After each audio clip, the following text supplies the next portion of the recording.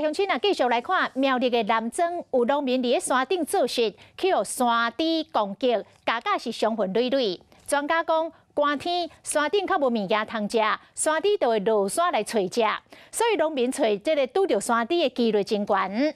专家特别来提醒，拄着山猪的第一件代志就是赶紧走。若有树仔，就秘伫树仔的后壁，或者是爬去伫树仔顶，千万唔通甲山猪正面冲突。 53岁姓刘农民倒伫涂骹，伊规身躯拢是伤痕，大腿骹重拢是撩着夹着空喙，手掌阁互夹出一个大坑。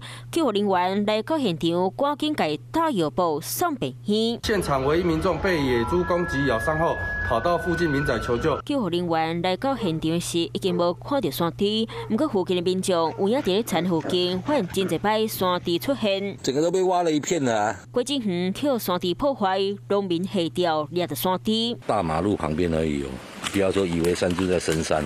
山猪歹凊穿，钓着时阵，佮一直想要拍喷。专家就讲，寒天山顶的食的较少，山猪就想要落去山骹找物件食。而且现在目前也是正值山猪繁殖期，所以它母山猪生小猪以后，它攻击性会暴增。 因为山猪落去山骹，拢会走去田里含果子园找食的，所以农民较会拄着山猪。专家就讲，若拄着山猪，头一件代志就是要紧走，跑到有小树的地方，尽量躲避山猪的主动攻击。跑到树上去，母山猪会攻击人家，一般都是旁边有小猪。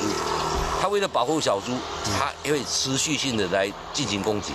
专家强调，拄着山猪千万莫挖过去，因为讲的山猪有真长的眼牙，伊会用眼牙去咬人的下半身，若严重，空喙就会大顺，可以大出血。母的山猪虽摸无眼牙，不过若去夹到，卖伤个真重。它是靠咬合力，上颚下颚咬起来是。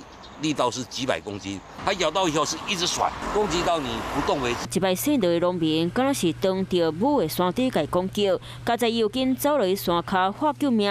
专家就提醒，寒天爬山上好扎棍啊、喊树啊、石头，发出真大声声音，安尼就当甲山猪吓惊走，避免撞着因。 Hello， 大家好，我是乃瑜，要教给大家2个任务。第一个，华视新闻的脸书专页，你按赞了吗？还有华视新闻的 YouTube 频道，赶紧订阅起来，还要记得按赞，开启小铃铛哦。